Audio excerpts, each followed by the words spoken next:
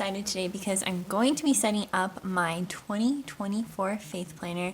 I have a plan to read all of these books this year, and I'm going to be using some additional inserts. This is the Faith Planner extension pack. It comes with a bunch of additional inserts. You can make your own versions of these pages just using a lined sheet of insert paper.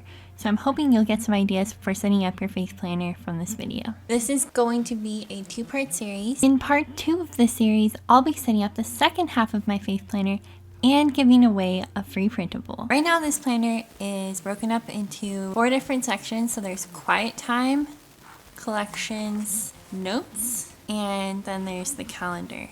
I'm going to kind of rearrange things just a tiny bit and add in the additional inserts that I want to include. The first thing that I'm going to do is add a table of contents. All of the inserts that you'll see me adding today are inserts that will come in the Faith Extension Pack. So this first insert can be used as a to-do list or some sort of tracker, but I'm going to use it for the table of contents.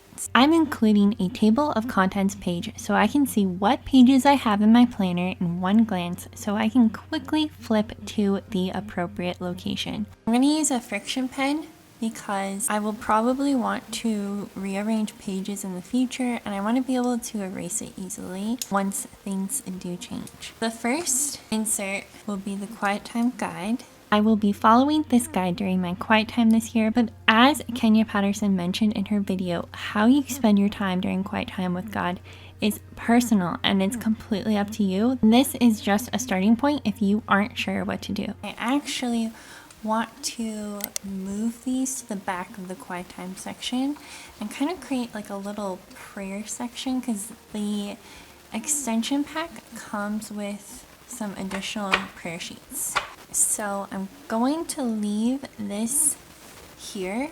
These are the Bible study sheets. Then I'm adding this new insert, which is basically just a title page to organize this into the subcategory of prayers. After this prayers sheet, I'm going to add these prayer focus pages. These sheets are actually based on the book Fervent. I have a whole video that covers how to use these sheets in the description down below, linked for you if you want to check it out. I'm going to use these sheets for strategic prayer. And in this book, Priscilla Shirer talks about how you should use this framework for strategic prayers. The idea of this is that during quiet time, I will flip to this prayer section as part of my quiet time and pray through these different categories based on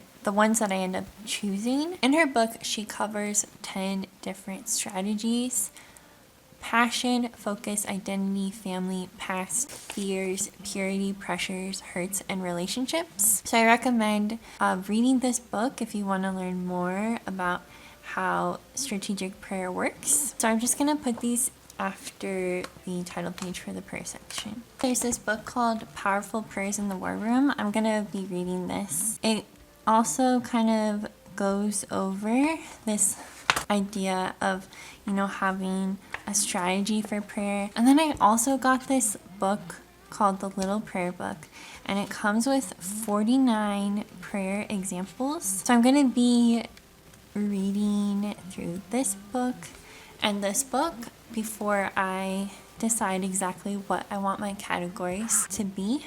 And then if I want to add on more, I think I'll just use some of the extra lined sheets that come with this planner. And then after that, I'm going to add in the Acts prayer model to use kind of as a reference during the time when I'm praying. I also want to add in the Lord's Prayer Guide.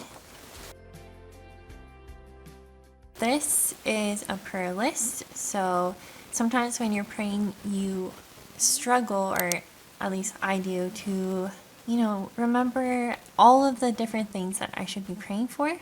So I have some of those categories written on here. So family and friends, ministries, church, local community, personal needs, and global community. But then this page over here is to be more specific about what you want to be praying for. So you can write down categories here. You can put people's names, anything that you want to remember to pray for.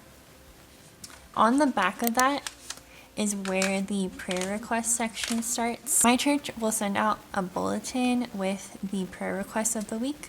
So I want to start, writing down maybe the date. Then I can write down each person's name and what they need prayer for. And then also you have friends and family and people in your small group who often have prayer requests, and you can keep track of those here and write down the dates if you want. So I just have more of these sheets here.